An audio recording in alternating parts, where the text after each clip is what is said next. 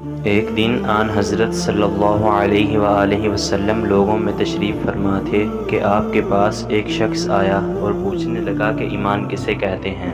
آپ صلی اللہ علیہ وآلہ وسلم نے فرمایا کہ ایمان یہ ہے کہ تم اللہ پاک کے وجود اور اس کی وحدانیت پر ایمان لاؤ، اور اس کے فرشتوں کے وجود پر، اور اس کی ملاقات کے برحق ہونے پر، اور اس کے رسولوں کے برحق ہونے پر، اور مرنے کے بعد دوبارہ اٹھنے پر ایمان لاؤ۔ اس نے پوچھا کہ اسلام کیا ہے؟ آپ صلی اللہ علیہ وآلہ وسلم نے پھر جواب دیا کہ اسلام یہ ہے کہ تم خالص اللہ کی عبادت کرو اور اس کے ساتھ کسی کو شریک نہ بناؤ، اور نماز قائم کرو، اور زکوٰۃ فرض ادا کرو، اور رمضان کے روزے رکھو۔ پھر اس نے احسان کے متعلق پوچھا۔ آپ صلی اللہ علیہ وآلہ وسلم نے فرمایا، احسان یہ ہے کہ تم اللہ تعالیٰ کی عبادت اس طرح کرو گویا تم اسے دیکھ رہے ہو۔ اگر یہ درجہ حاصل نہ ہو تو پھر یہ تو سمجھو کہ اللہ تمہیں دیکھ رہا ہے۔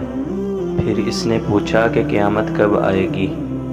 آپ صلی اللہ علیہ وآلہ وسلم نے فرمایا کہ اس کے بارے میں جواب دینے والا پوچھنے والے سے کچھ زیادہ نہیں جانتا، البتہ میں تمہیں اس کی نشانیاں بتلا سکتا ہوں۔ وہ یہ ہیں کہ جب لونڈی اپنے آقا کو جنے گی، اور جب سیاہ اونٹوں کی چرانے والے دیہاتی لوگ ترقی کرتے کرتے مکانات کی تعمیر میں ایک دوسرے سے بازی لے جانے کی کوشش کریں گے۔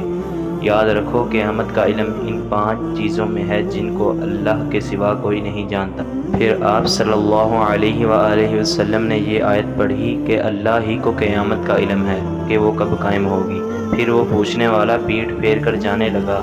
آپ صلی اللہ علیہ وآلہ وسلم نے فرمایا کہ اسے واپس بلا کر لاؤ۔ لوگ دوڑ پڑے مگر وہ کہیں نظر نہیں آیا۔ آپ صلی اللہ علیہ وآلہ وسلم نے فرمایا کہ وہ جبرائیل علیہ السلام تھے جو لوگوں کو ان کا دین سکھانے آئے تھے۔